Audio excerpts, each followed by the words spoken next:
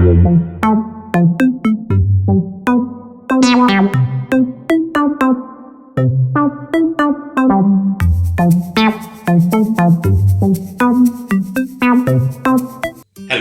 Poco F3 is going to enter the market. Today in this episode of Inside Stories, I am going to cover with you the entire details of Poco F3. Let's have a look. But friends, if you are visiting my channel for the first time, please do subscribe my channel and press the bell icon. Let's start.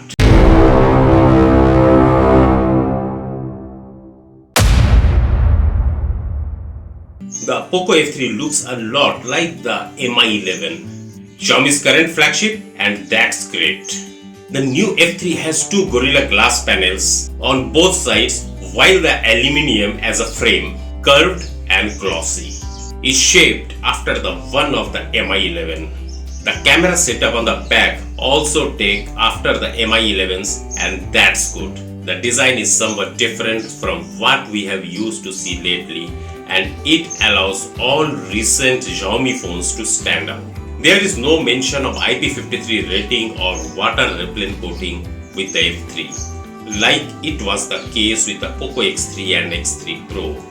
Maybe the F3 omits one, maybe Xiaomi needs more time to confirm it.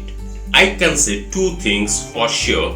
The Poco F3 has fewer ports than the X3 Pro, hence fewer potential water entries, and it seems the F3 has similar SIM and USB ports insulations as the one on the Poco X3 Pro. Long story short, I do believe the F3 is protected against splashes, but for some reason the maker isn't advertising it as such. Anyway, I don't really expect a €300 or so phone to be water resistant, but since many of its Xiaomi made peers are IP53 rated, I decided to dig a little bit into the subject. The Poco X3 is available in three different colors: Arctic White, Night Black, and Deep Ocean Blue. The black and white hues are all glossy and mirror-like, but there are no gradients or weird reflections. This super glossiness eventually turns into smudge fest, and if that's not your cup of tea, maybe you should consider the blue version. It divides the back into three different zones, each with its own finish.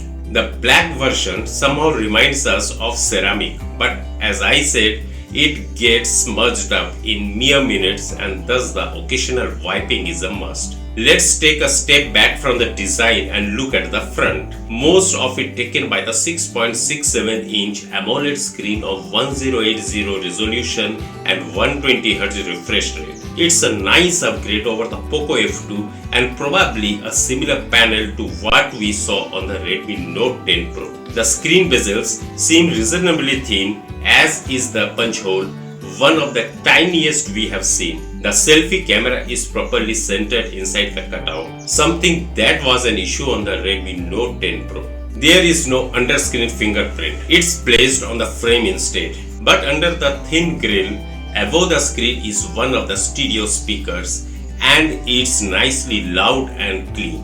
It also doubles as an earpiece, of course. There is no notification LED on the Poco F3, but you can opt for screen breathing lights even you have disabled always on screen, which is a good enough alternative. The glossy back of the Poco F3 looks magnificent when it's clean. It contains the two-step camera setup.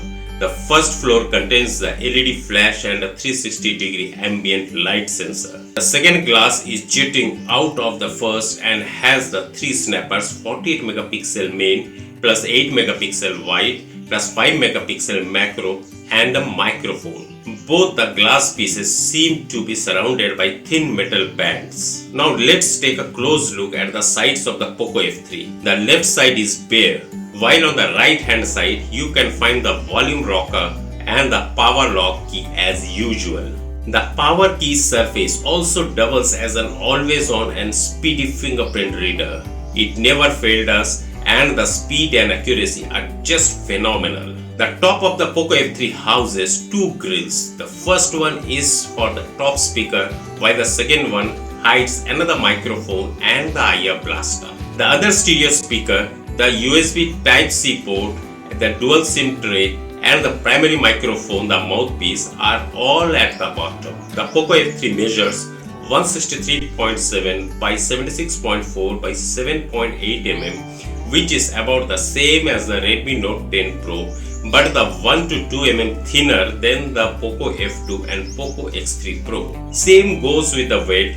The F3 is about 196 grams, about 20 gram lighter than the F2 Pro and X3 Pro. The Poco F3 may have a glossy and curved back as well as curved frame, but it somehow ended with a shape that provides an acceptable grip. The phone has a metal frame, but you can't see antenna strips because the whole thing was sprayed with some grippy paint, and it turns out that enough for an overall pleasurable and safe handling experience. The Poco F3 is a good looking phone with a premium build for this mid-range class, and we like how the phone was turned out.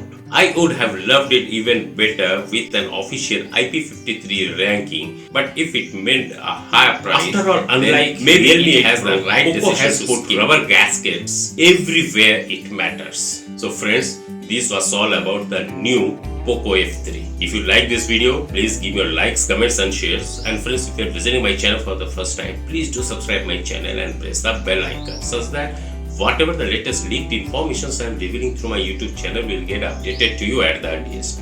Catch you again with another episode of Inside Stories. Till then, stay safe, stay tuned. This is Subir. Sign off.